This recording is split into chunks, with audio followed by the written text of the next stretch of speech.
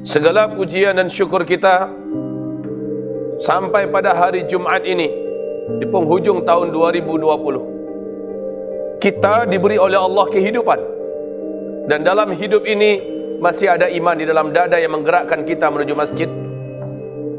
Dan dalam iman ini masih Allah beri rahmat dan kekuatan kepada kita untuk berada di atas amal-amal yang mulia, tidak di tempat maksiat, tidak bersama ahli maksiat, dan tidak sedang bermaksiat. Kita berharap, memohon dan berdoa kepada Allah agar Allah mengistiqomahkan kita di atas kebaikan ini sampai kita menghembuskan nafas terakhir kita. Amin. Hari ini kita juga sampaikan salawat beserta salam kita sebagai umat yang baik, umat yang benar, yang pandai berterima kasih kepada sang junjungan tercinta, uswah dan qudwah termulia, Nabiuna Nabi besar Muhammad sallallahu alaihi wasallam. Alhamdulillah, perjuangan pengorbanan yang beliau lakukan tidak sia-sia sampai kepada Indonesia. Dakwah beliau dibawa oleh para sahabat-sahabatnya, dan sampai pada hari ini kita dapat menikmati perjuangan tersebut. Maka sudah sangat pantas bila kita beradab kepada beliau, rajin mengucapkan salawat dan salam terhadapnya sebagai bentuk umat yang benar, umat yang pandai berterima kasih. Allahumma salli ala hadhan nabi wa ala alihi wa sahbihi wa man tabi'ahu bi ihsanin ila yaumiddin. Amma ba'du, ibarat Allah yang kami muliakan, dari jam 6 sampai jam 8 telah sampai berita berkembang dan menyebar 2 orang ulama, 4 orang ulama, pimpinan-pimpinan pondok pesantren, da'i-da'i yang terkenal meninggal dunia hanya dalam 2 jam. Kiai Haji Qahwatul Adib Munawar di pondok pesantren Langitan. Yang kedua, Habib Tahir Abdullah Al-Kaf dari Tegal. Yang ketiga, Kiai Haji Faiq Rabayan dari Jepara. Dan yang keempat, Habib Umar bin Aqil bin Yahya dari Gresik. 4 ulama dalam 2 jam, dan ini sulit menemukan penggantinya. Hari ini ada camat yang meninggal, ribuan calon camat akan siap menggantikan.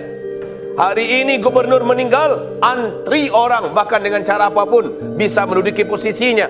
Hari ini presiden meninggal, dengan cara apapun akan banyak yang mau mendapati posisi itu. Tapi kalau satu ulama yang meninggal, maka siapakah yang akan menggantinya? Berapa tahun lagi atau berapa puluh tahun lagi kita butuh waktu untuk menunggu munculnya ulama-ulama berikutnya.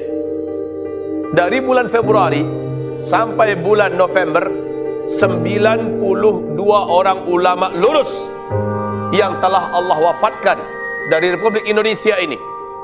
92 orang ulama garis lurus. Mereka ulama yang tabah, yang sabar, yang ikhlas, yang keilmuannya mendalam, baik itu dari Nahdlatul Ulama khususnya yang bergaris lurus, ataupun dari Muhammadiyah dan lain-lainnya.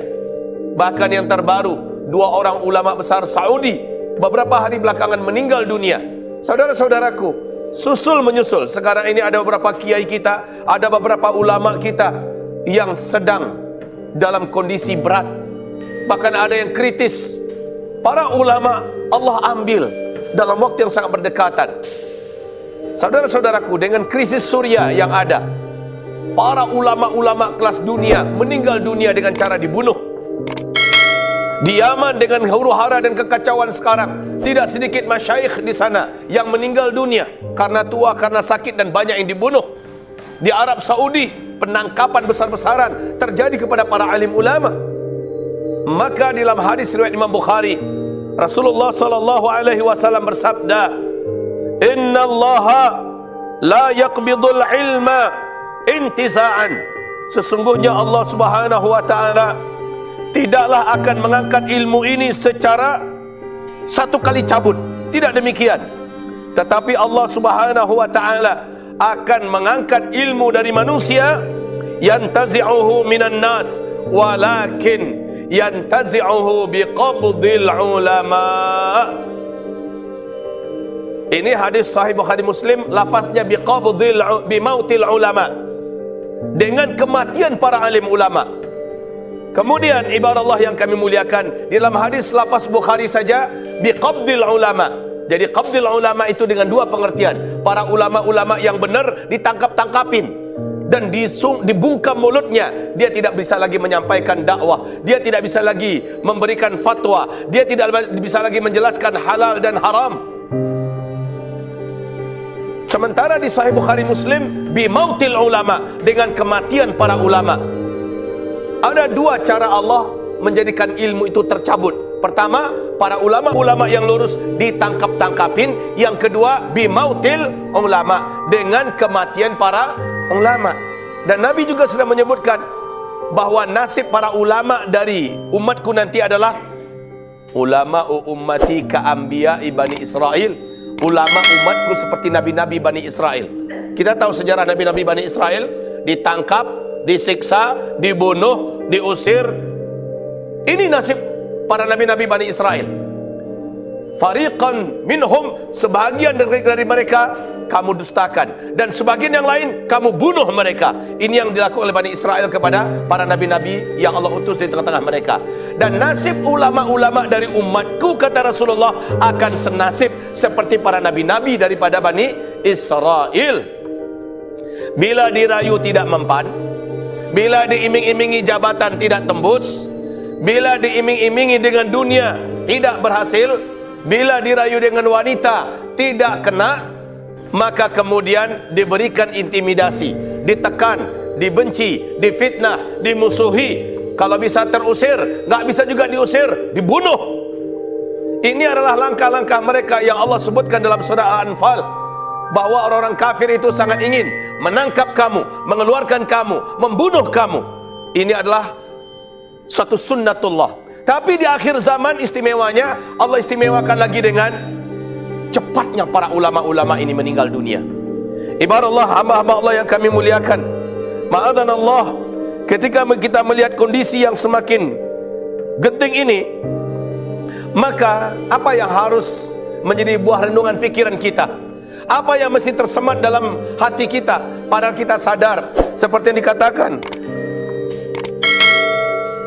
seperti yang disampaikan oleh Rasulullah SAW tentang kematian dan penangkapan para ulama ini, sehingga mautu alfi abidin qaimil lail, kematian 1000 orang ahli ibadah, qaimil lail, ahli tahajud. Jadi ada ahli ibadah, ahli tahajud, shaimin nahar, ahli puasa, ahli dalam masalah ibadah-ibadah, ahwan, itu bagi Allah lebih ringan. Bagi Allah lebih cetek, lebih gampang daripada kematian min mauti alim, daripada kematian satu orang yang berilmu. Mati satu orang berilmu nggak ada apa-apanya dengan 1000 orang alim yang mati, 1000 orang abid yang mati ahli ibadah. Ibadah Allah yang kami muliakan, ahli ibadah itu hanya kebaikan untuk dirinya, tapi orang yang berilmu, jutaan manusia akan mendapatkan kebaikan darinya. Ahli ibadah tidak akan mampu memadamkan api fitnah, tidak akan mampu menahan kemungkaran, tidak akan mampu menghentikan dosa dan maksiat. Sementara ahli ilmu, merekalah yang mampu memberikan penerangan dalam kegelapan. Ibarat Allah yang kami muliakan, mimauti alimin yasbiru bihalalillah, yasbiru bihalalillah wa haramihi. Apa dampak berikutnya yang terjadi ketika para alim ulama sudah tidak ada? Yang lurus-lurus loh ya. Apa yang akan terjadi? Yang terjadi berikutnya adalah hatta innahu idza lam yabqa aliman, sehingga ketika tidak lagi tersisa orang-orang yang alim, otomatis manusia akan mendengarkan penjelasan orang-orang bodoh tapi so alim.